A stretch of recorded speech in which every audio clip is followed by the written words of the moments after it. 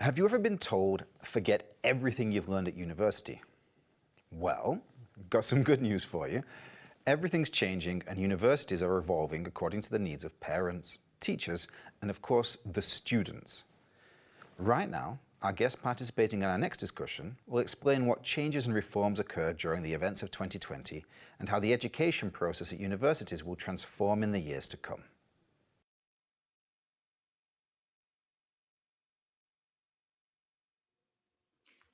Hello, everyone. Welcome to the session on taking the university out of the ivory tower, why and how higher education institutions should outreach to the community. Today, we have a panel that will discuss the question of universities during this time of the pandemic, the COVID-19, and how institutions are and should be interacting with the broader community. We will address questions related to the role of universities, the effect the pandemic has had on universities, and what concrete actions are being taken by many universities to address the issues and to interact with youth, general population, and other parts of society. We have an exciting panel to address these questions. As way of background and a reminder, everyone knows that pandemic has affected education profoundly. The disruption to schools and universities has been universal and quite deep.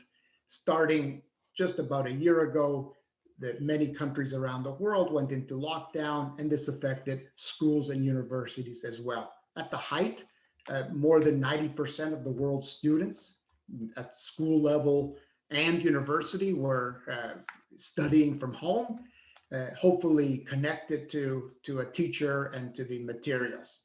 This has gone for a long time, and already we're seeing estimates of the impact of the crisis on university students in terms of their lost learning and future effects. We know, for example, in high-income countries, the loss in earnings could be significant. It's estimated that in the United States, university students may lose up to $90,000 over their lifetime. And these are conservative estimates that were put out very early in the crisis when we expected this to be a shutdown of maybe a few weeks. In some countries, schools have remained closed since the onset of the pandemic, and we don't yet have an end in sight.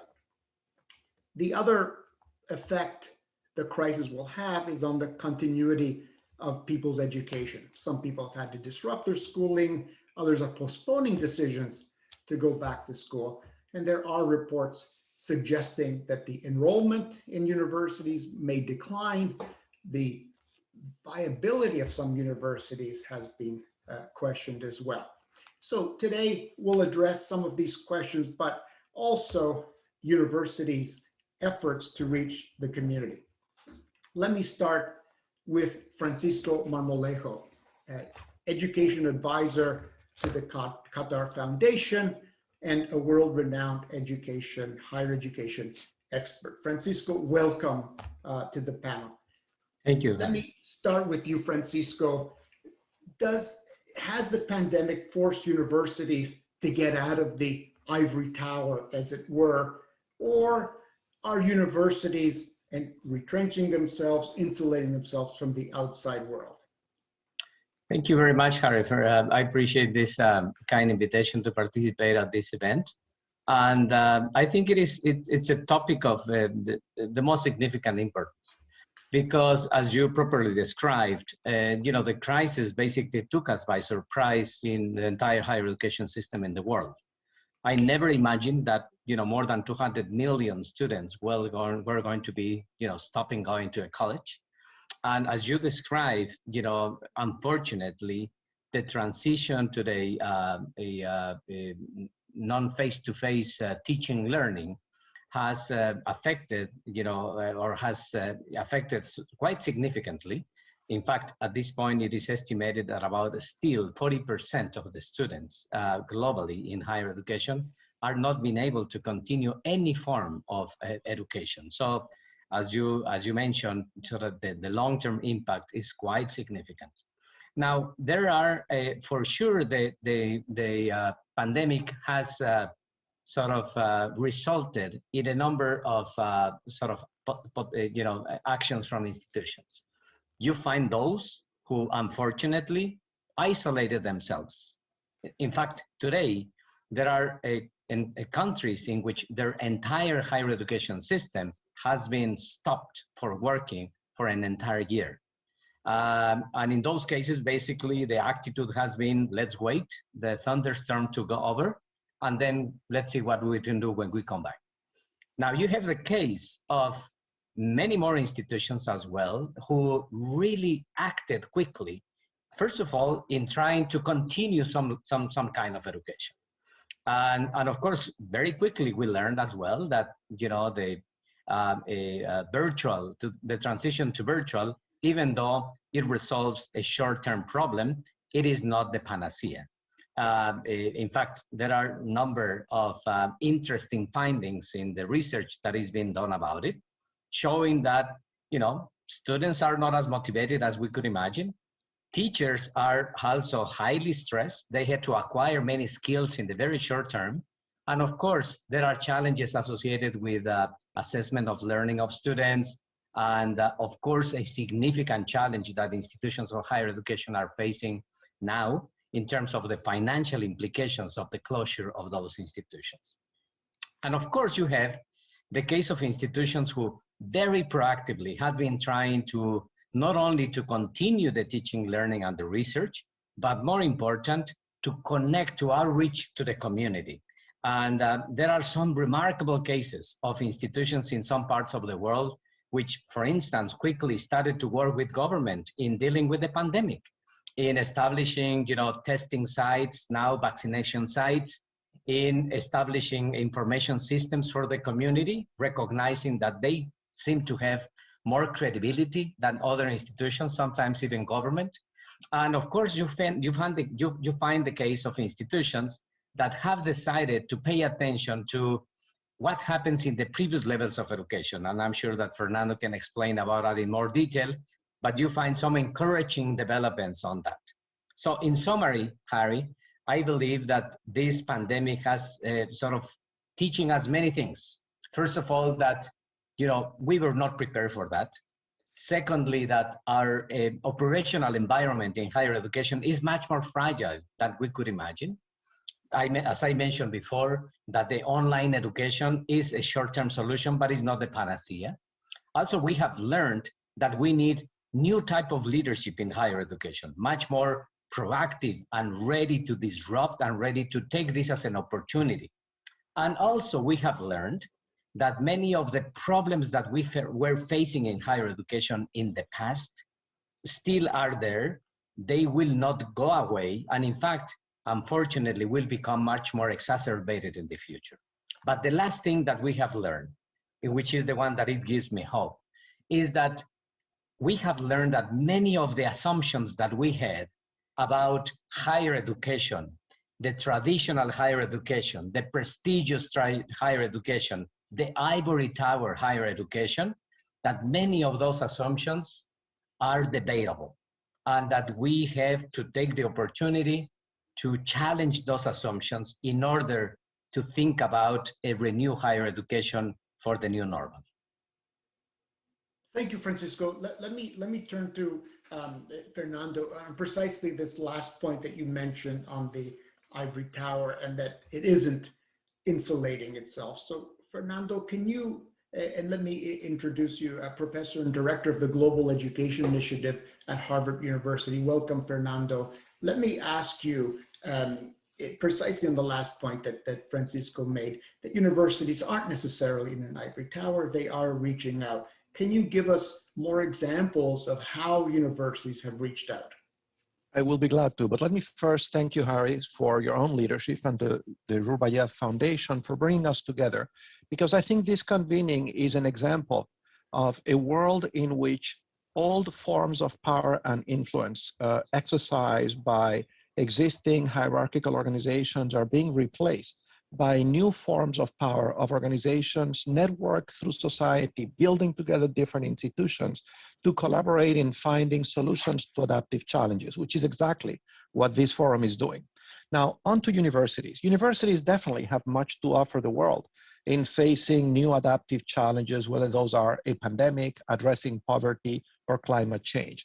And it's very important that they do that. It's very important that they look outside just to stay relevant. If you simply look at the education function of the universities, if we don't connect our students with these challenges, we're not going to educate them to lead in a world that changes very rapidly. And it's also important that they do that because we're living at a time where in some countries, trust in universities is declining very rapidly. In the United States, only in the 6 years, among all institutions on which trust of the public is measured, trust for universities has declined the most, comparable to trust in religious institutions. However, Francisco and I have collaborated recently looking at how it was that, over the last year, how it was that universities engage with education systems in 25 different countries. And we conducted a survey in over 100 countries, mind you, not a representative sample of universities in the world, but an intentional sample, a convenient sample. But to my surprise, at least, there was a lot more engagement of universities in connecting with school systems than I had expected. Let me give a few examples. In Chile, the government set a policy roundtable to which he invited the rectors of the two main universities, the National University of Chile, the Catholic University, to work together on a number of fronts to find solutions to the pandemic, including on education. In Brazil, the state government of Sao Paulo reached out to a state university, one of the state universities, to help them mount an alternative delivery infrastructure during the pandemic. In Colombia, in the country of Colombia, the same thing. The national government connected with universities, creating alternative delivery channels. In Guadalajara, a place that Francisco knows very well, the University of Guadalajara has played an extraordinary leadership role, not only educating the larger community, but connecting, first of all, with their own education system. As you probably know, in many countries around the world, universities themselves administered pre-collegiate education systems, but many of those are disconnected from the university. And the pandemic has been an opportunity to develop synergies and connections. But the University of Guadalajara is actually partnering with other universities in the state of Jalisco to strengthen schools. So I can give you more examples, but I certainly think there are tons of examples of universities that have stepped up in this moment in connecting their outreach, education, and research mission on behalf of helping to strengthen the institutional capacity of education systems to continue to educate during the pandemic. Is that the case for all universities? The honest answer is I do not know. I haven't seen a study. I imagine that there are some places that have led more than others. It is quite possible that in this domain, as in others, it is not the most established, oldest universities, but the newest universities that have really generated more innovation. So I do think that these are good news. What I hope is that once we achieve herd immunity, we will be able to seize the dividends, the innovation dividends that this pandemic generated, and to continue to deploy them. So to remain on education, for example, I'm convinced that the old power model of governments and schools as little appendices as the main delivery channel is bankrupt. That schools by themselves and that model do not have the capacity to educate students with the full range of capacities they need to participate in the 21st century. But an alternative model is possible, a model that augments the capacity of that delivery channel with partnership from universities, with partnerships from organizations of civil society, with partnerships with employers, with partnerships with foundations. And what I think we saw in this pandemic were many examples of that emerging form of power, of organization actually taking place.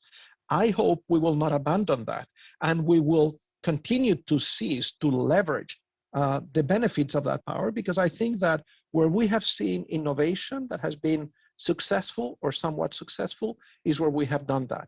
In contrast, where we have relied on all forms of power, kind of the Minister of Education saying, I don't need anybody, we are in charge. Those are the countries that have experienced the worst losses in educational opportunity. Thank you, Fernando. One of the benefits of the route from school, from secondary school to university is the path to, for some, the path to middle class, better jobs, higher incomes, and so on. And this path has become a goal for many people. And one of the challenges the pandemic brings up is the equity challenge.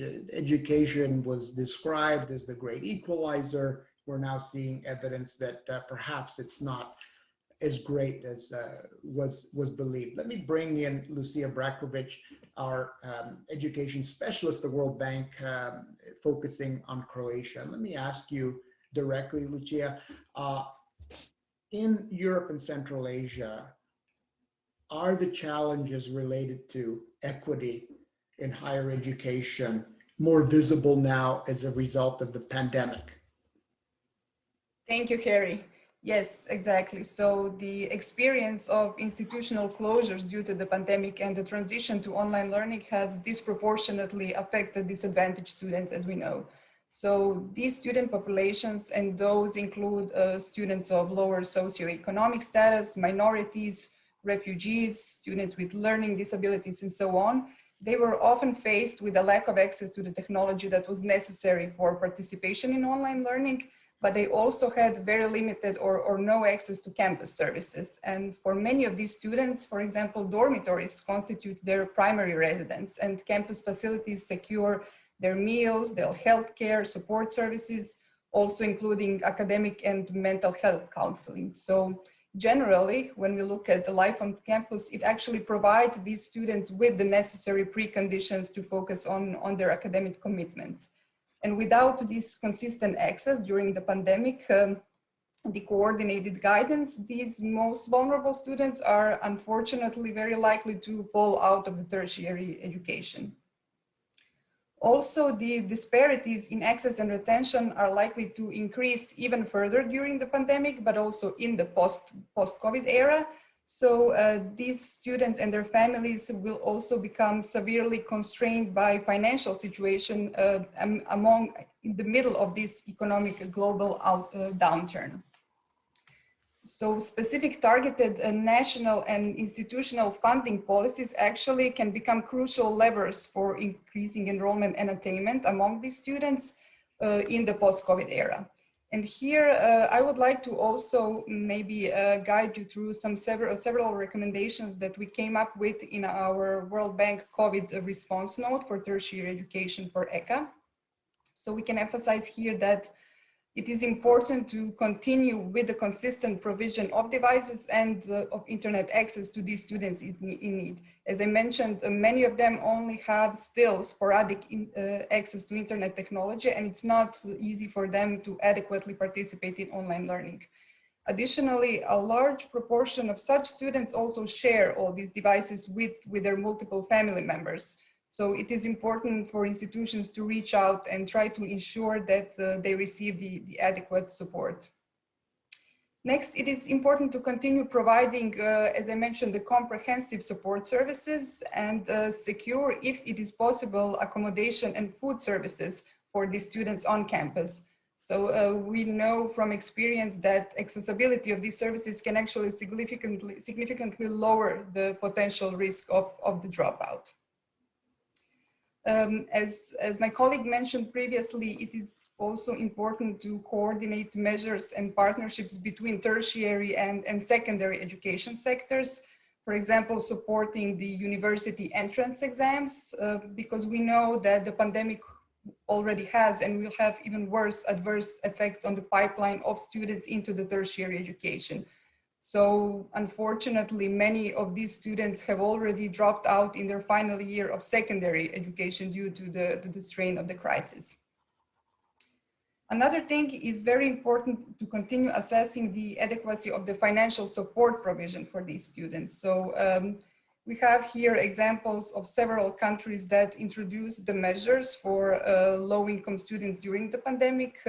Canada, United States, Netherlands, Germany, Ireland, all did this. So these are policies that target funding directly at disadvantaged students, and they can take several different forms. They can include grants, they can include income contingent loans, Also some specific tuition fees, like for example, free tuition that is targeted to poor students. And these can, we have seen from experience, they can be a powerful tool for ensuring the access and preventing the dropout now during the crisis, but also in the post-crisis era. We also came across a very interesting example from a Russian university, so Far Eastern Federal University. That institution offered employment to their students who lost their job due to the pandemic. And these were students who worked mostly in small and medium-sized businesses. So this is something, a really good example. Next, in addition to students, it is also important to provide support to graduates who are now navigating the crisis-related uncertainties and transition to the labor market. So this kind of support can include specific online career guidance and advice, but also it can be in the form of national short employment programs and specific labor market transition arrangements. And just as a final recommendation, we can also note that the government should also consider introducing additional targeted funding and support for institutions which are serving the large number of underrepresented populations. So introducing financial policies that incentivize institutions to actually improve equity and to improve completion outcomes. And these are specific performance funding indicators that are related to equity. These have proven to actually increase enrollment and attainment among these student populations. Thanks, Harry.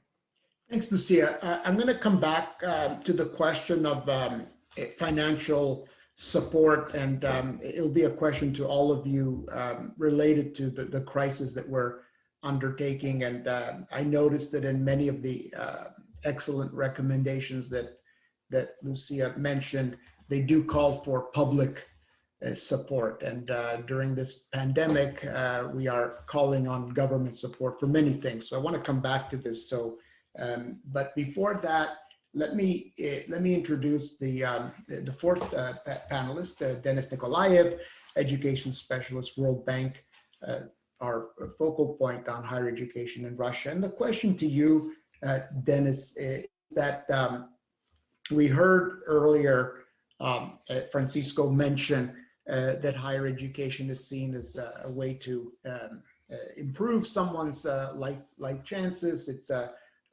become in many ways a way to a better future. In Russia today, is there a questioning of this link between higher education, future success, and are there alternatives being considered? Thank you, Harry, for this excellent question, and thanks to the forum organizers for inviting us. This is, I will agree with my colleagues that this should be an excellent place for communication between different colleagues all over the globe on the important topics of education development. Maybe starting from the first, the main point, the number of students in the world is growing, and it's growing very fast. In current projections in 2040, it is expected that the number of students of universities in the world will become more than 700 million, which is about 10% of the all world's population. It's a natural process. It started in back in 1970s, and last decade it was really growing very fast. Why it's happening? I think that Russia is not different from many other countries. Our World Development Report 2019, 2 years ago, which is called Changing Nature of Work, described the changes that we see in the nature of work internationally very clearly. We see significant decrease of the manual work, but also of the routine work in the offices. But we see in almost all the countries a huge increase of the creative jobs, job places, which need higher education for those who want to be placed to these job places. And population in Russia, I mean, young generation in Russia is absolutely in line with their mates from other countries of the globe. It is well known that the level of returns and is much higher for the graduates of universities. For Russia, it's true, like for almost all the other countries. There is much lower chance of unemployment if you are a graduate of university. It's again true for Russia as well. There is a much higher chance to get the skills needed on the labor market, including soft skills. And after graduating university, getting these skills is, there are more chances to get these skills than, for example, if you are going to the labor market after school or at that institution, I mean, vocational institution. But also many people know from their families, but also from international research that people with higher education, they are more healthy, they live more years, I mean, they have higher level of job satisfaction, they have higher level of civic involvement and responsibility. And in these terms, not only people and families are interested in receiving, getting a higher education degree, but also states to get a responsible and knowledgeable population are very much interested in graduates, an increasing number of graduates of universities. And Russia is absolutely in international trend of that. We see that the share of people with higher education degree is growing. It's clear that the number might be changing because of the demographic changes, but the share of the population of the age 17-25 is increasing each year, which is in trend of international processes. Thank you, Harry. Thank you, Dennis. So the benefits of higher education are clear. In fact, to repeat one of Dennis's points, the returns to higher education are higher than any other level of education. In fact, they've increased over the last few years. So it's clear that more higher education is beneficial for those receiving it. But we also heard from Lucia saying that many of these benefits are in doubt if people aren't able to continue their higher education, and who is going to face the prospect of less access to technology, online learning, and loss of the supports. It's those from less wealthy families. So it brings into question the inequality that might be produced today because of lack of access for some. And I want to return and ask the panel the following question. Lucia had several recommendations for what I would say mostly governments can do, or the public can do, to support universities at this time of crisis. And I want to mention a story. A former minister of education once told me that during the good times, the ministers of education, health are the most popular members of the cabinet because everybody wants to have more education, better health care, and they use the good times to do that. But he said during bad times, those ministers, health and education, are the least popular in the cabinet because you're at a time when a sector that depends on revenues is asking for more money at a time precisely when revenues are declining. And if there isn't a time when revenues are declining that's more current than today, I don't know what is. So given that question of the need for more funding to support, let's say, equity and the access of the relatively poor into universities, given these tremendous benefits. What can we do? Fernando and Francisco mentioned some actions of universities themselves to look for partnerships. I think that was the word that Fernando used. So let me turn to you, Francisco, first. What's our way out of this, given that higher education has become indispensable for moving people out of poverty, creating opportunities, yet we need public funds, and this is a time when public funds are very hard to come by.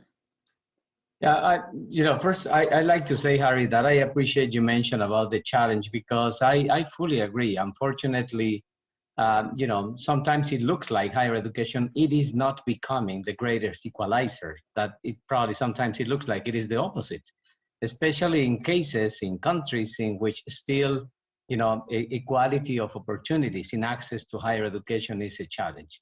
And believe it or not, the problem is even worse, not in terms of the access, but more important in terms of the retention.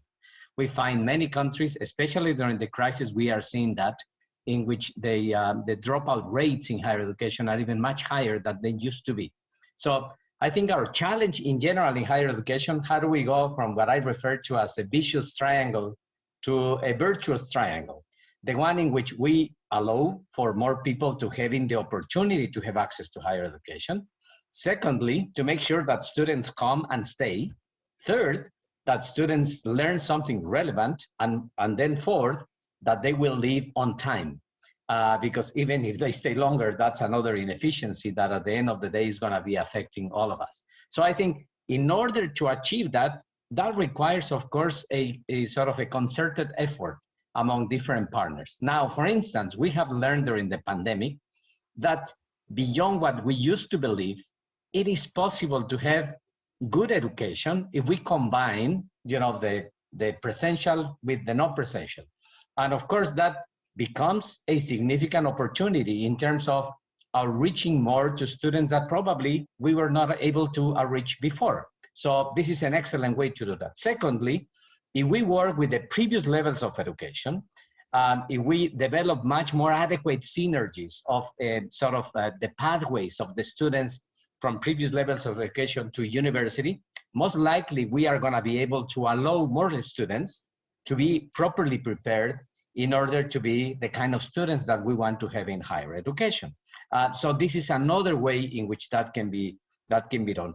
And of course, higher education institutions need support and need the financial resources in order to operate. The crisis has been hammered dramatically, higher education in different parts of the world. Just in the US, I was reading a recent article talking about more than I believe 600,000 jobs being lost in higher education because of the pandemic. You can go to a country such as Australia, in which, because the high dependency on international students, many universities, by not having international students at this point, are being forced to close. So of course the challenges are there, and of course the situation is not easy, but I believe that, again, there are opportunities for higher education to try to address those issues by, first of all, making much more efficient operations, being able that students come, stay, and leave, and again, they learn something relevant. Developing proper partnerships with many stakeholders that have a vested interest, of course, in higher education as well. And then now, using the technology in order to being able to expand the reach towards students that probably we were not thinking about in the past. All of that requires, of course, a change of a mindset, both in higher education institutions as well as in governments. Something that is surprising is that when the pandemic arrived and many institutions started teaching online, still many regulatory frameworks in many countries were not accepting that type of teaching as a good teaching. So they were thinking that still it is not a valid one. And of course, there is, this is an example of the many changes in the regulatory framework that also need to be made in order to make possible this transition of the educational sector. And finally, something that I think it is a good opportunity for us to think about is that in many countries, Unfortunately, the academic workload of the students and the courses that they are taking, it has many inefficiencies. You find a lot of repetition, a lot of overlap. You find a lot of contents that most likely may not be required to be memorized by students. So there is a significant room also for having a much more efficient curriculum in our higher education institutions in order to make sure that, again, the education that we are providing to our students is an education that is relevant for the needs of today and, more important, for the needs of the future. Thanks, Francisco. I'm going to ask Lucia on the regulatory frameworks, but before that, Fernando, when Francisco mentions partnerships and the need to change how we are approaching the issue of higher education and access, is that what you meant by partnerships? What are some examples of the partners? And I'm thinking, I don't know if this is what you and Francisco have in mind, but I was thinking of the private sector. We've seen tremendous interest by investors in what we would traditionally call the higher education space, but they are fundamentally challenging the concept of the university. Is that what you had in mind? Let me answer that question. But before I do that, let me say that in the current moment of crisis created by the pandemic, a crisis which, by the way, will not be resolved once we have herd immunity. I mean, I think you mentioned some of that, Harry. In all likelihood, this pandemic is going to have an economic recessionary impact. We don't know how deep. That is going to reduce the fiscal space of governments to deliver the things they deliver, including funding higher education. This pandemic has increased inequality because it has impacted very differently. In education, that's very clear. And in a context of recession, we can expect unemployment, all likely in the younger groups. What that tells me is that we're in for some deep social challenges, for an overheating of the politics. You look at what's happening in Spain today, for example, and I think it's a sign of things to come in more countries. And so that means that we have to redefine the measure of success for universities. And the measure of success cannot just be what is the rate of return to university graduates, important as it is. The measure of success has to be, can the university demonstrate that can actually help us address some of these deep social challenges that we have, whether those are the challenges of inequality, the challenges of governance, the challenges of public health, the challenges of climate change. And I think that, and I'm talking very, very simply, we have a whole industry of university rankings that doesn't take into account whatsoever the contribution of universities to that issue. And that has to become front and center in the next 50 years. Why does it have to be front and center? Because frankly, we're not going to survive as a species. And when I think about who's going to help us solve those challenges, I cannot think of an institution better than the universities if they set their mind in solving them to solve them. So let's stick to your question of what kind of partnerships are going to help us. Take climate change, for example.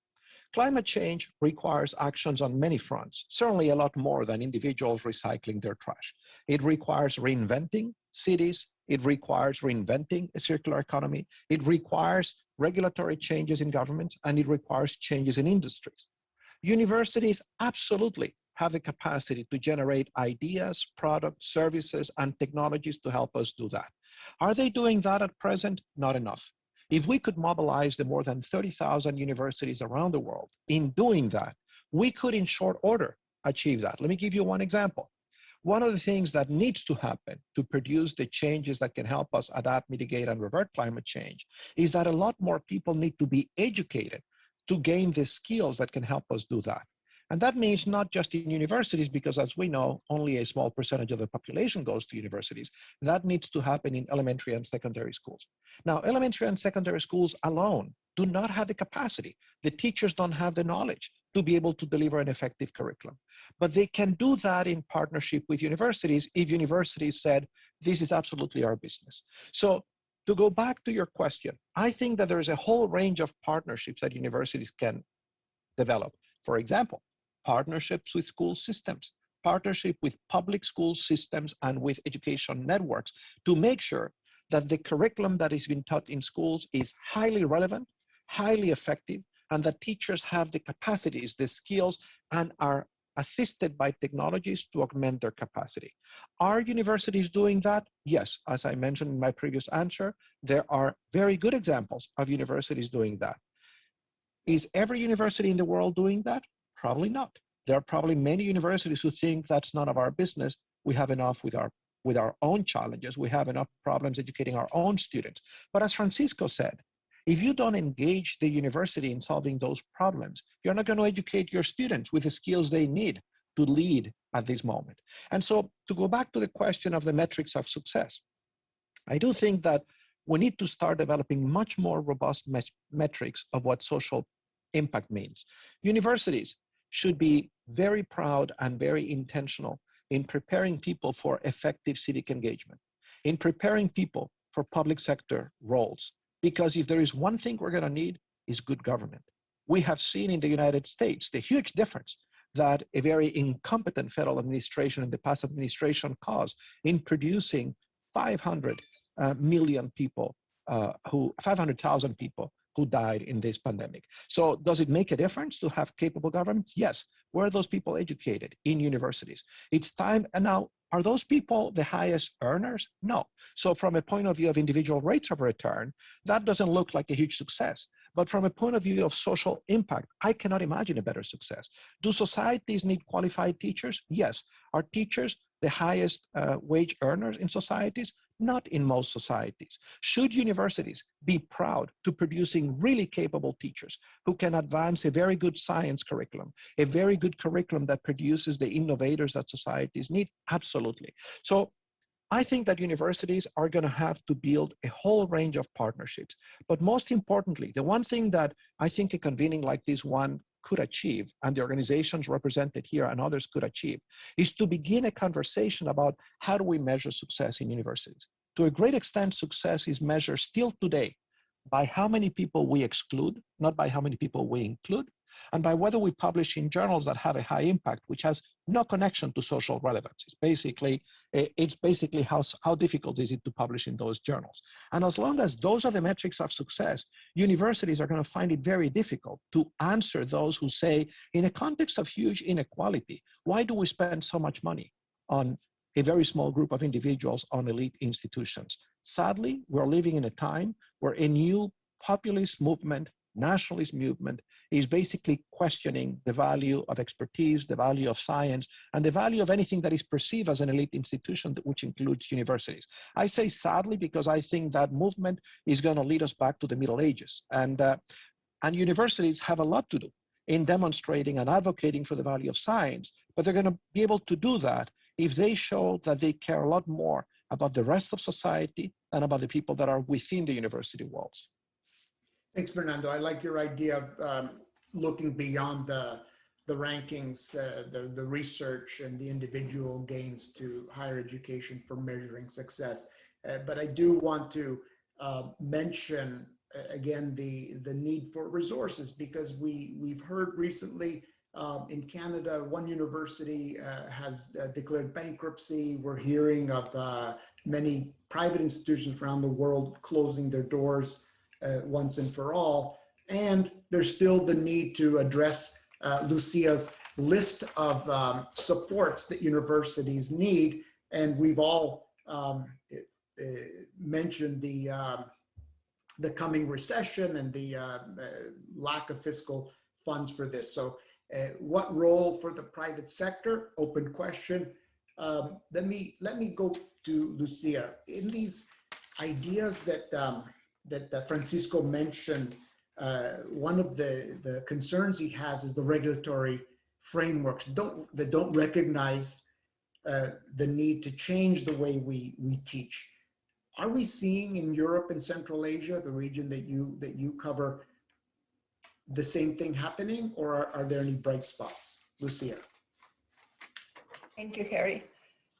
Yes, it seems in the way that universities teach, there is a movement towards online education, and regulation is allowing for this, but it's still not mainstream. So in many countries, the online teaching is still seen as insufficient and as lesser quality than the traditional teaching. And in the coming years and today, we see that this will have to change for sure, because we will not be able to come back to where we were before the pandemic in any case. So it seems that many countries will just have to move forward towards regulating the online teaching and the online space much more than it is now, and also to provide the specific support and guidance to teachers and to professors at all levels of education, and of course in higher education, to be able to actually do that quality. Also, quality assurance is very important here, and many quality assurance agencies are now moving towards introducing different quality assurance measures for online teaching in order to allow for universities to adapt to different circumstances than before.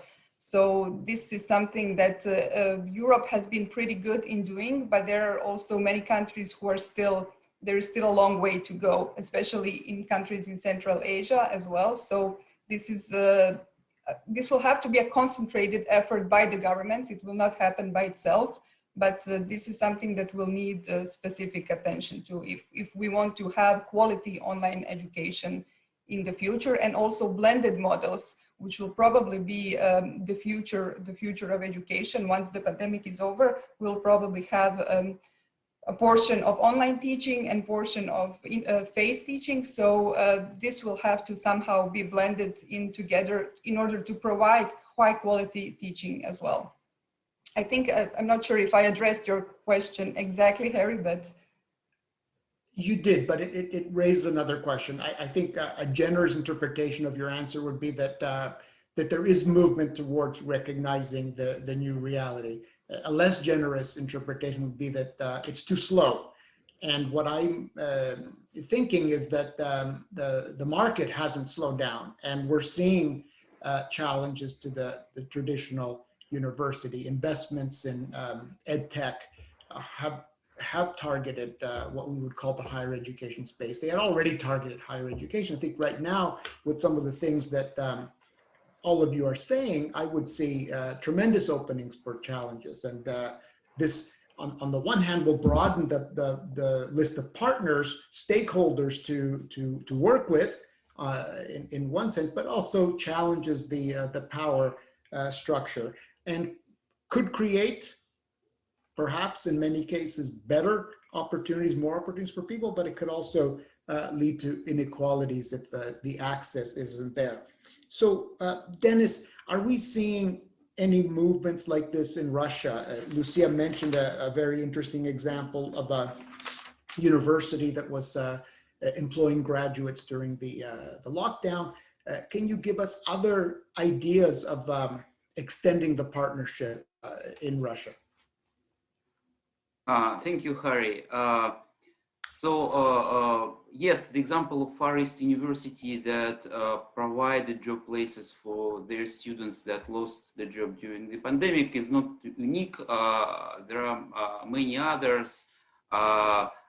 It was really likely, it was a good time when Russian universities tried to support their students. Even the period of time was quite short. It was just last spring and the summer period, because this year, almost from the beginning, Russian universities, many of them at least, moved back to face-to-face mode. But still, I would support what Lucia said, and maybe add some other things that pandemic clearly showed on the Russian experience of Russian universities, but also of universities of other countries, neighboring countries in the region. First of all, it's about self-learning. I mean, all this experience was very painful, and we know that the psychological pressure on students and teachers during the distance learning and teaching was very high. But from other hand, it showed the importance of self-learning of students, and that not everything could be taught through lectures and should be taught through lectures at the class, which is not always so clear for the conservative university systems. The other thing which is very important, and in my view, it's a good, Russia is a good example of this movement, is a way of internationalization, to do it as a so-called internationalization from home. We know that with borders closure, for many universities, it is hard to get their international students into the campus. But in the same time, many universities in Europe, but also in Russia, started to provide specific distance support and distance learning to their international students, including the new ones of the cohort from this academic year that just applied for their studies. This is, in my view, together with new quality assurance mechanisms and the direct teaching and learning through distance and blended modes, is a future of higher education at some point that was clearly shown by the pandemic. Maybe one more thing to add about the equity issue and how pandemic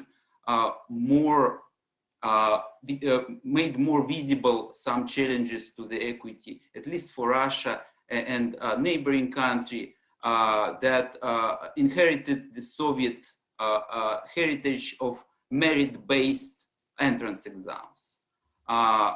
We know that in many of former countries of USSR, it's the same way of entering the university is based on your marks from unified examination after the school or at the last year of the school. In Soviet time, maybe it worked as an equalizer when all the families, or almost all the families, had the same economic background and had the same chances to get to the university based on your children's marks at school. But right now, the situation is very different. We have families with high social and economic background. We have families with very low social and economic backgrounds. And they have different opportunities during the school studies. And pandemic showed it very clearly that children from families with high social and economic background started to have an additional courses with additional teachers and tutors much more than it was before, just because of the difference in distance learning. And it's clear that it was them who got the highest marks during the final examination in the school. And that's those who entered the universities with highest marks. And again, that's those who got public financing places. So now we have a situation when children with the high social and economic background families, they study for public monies in university, while children from low social and economic background families need to pay if they want to enter the higher education, which is absolutely strange and absolutely opposite to any equity principles. And in these terms, this might be, yes. Sorry, we're running out of time, and I want to pick up on this issue because I think you've raised an important one, the equity question and the potential disequalizing effect of the merit-based selection system. And given the pandemic and the inequalities that and the challenges for many families, let me do a round of rapid fire questions now that we've pretty much run out of time. But Fernando, you're from a selective, prestigious university in the United States, globally selective and prestigious university. Is it time to do away with selection exams? No, it is not, but it is time for universities to do a lot more by way of extension programs that reach the people who are not admitted into the university. Universities should become a lot more intentional in educating the broader public and the people who will probably end up not going to university, because that will educate parents, will educate the larger society. I do think that universities vary in how selective they are, and select universities should continue to be selective, but should be accessible to people from all kinds of social, racial, religious backgrounds, and should create the conditions that make it possible for those who have the skills and the capacity to succeed in universities to do so. Financial aid is the mean, building pathways that make it possible for those students to go to the university, building the support for students who are the first in their families to go to college to succeed. But no, I don't think that the solution is a populist solution that would say, well, let's just open the doors of the university to everybody, because that would lead to essentially creating institutions that mean nothing. I think there is a place for selective institutions. Thank you, Fernando. Francisco, private sector, welcome partner or caution? No, absolutely. It's a welcome partner. I think what it is need to be important is to leveling up the playing field. So I think it is important to establish adequate conditions. What matters at the end of the day is relevant and good quality and inclusive education. If that is being provided by those who are able to do that from the private sector, it is a welcoming partner. There is no doubt about it. But of course, it is important to make sure that that quality, relevant, and grounded education should be provided by all elements of education, public and private. Thanks, Francisco. Lucia, regulatory environments in Europe and Central Asia, moving quickly enough or too slow?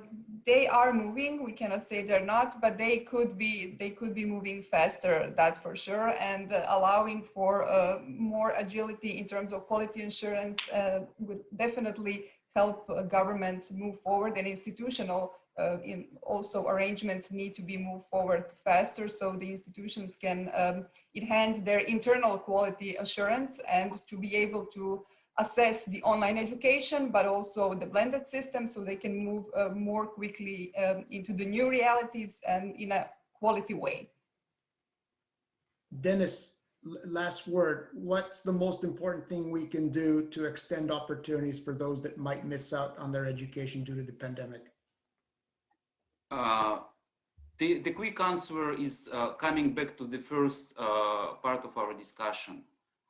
Universities should work more with schools and should work more with those groups of school children that are from low social and economic background families. I think that will be an answer. Thank you, Dennis. Thank you, Lucia. Thank you, Francisco. Thank you, Fernando. Thanks to all of you for listening. I think we've shown in many ways how universities have become partners in addressing the effects of the pandemic and have come out of the so-called Ivory Tower with some very interesting ideas about non-traditional partners and new ways of dealing with the most fundamental questions that are affecting us today, the pandemic, climate change, the digital transformation. Thank you, everyone, for participating. Thank you, Harris. Thank you, Harris.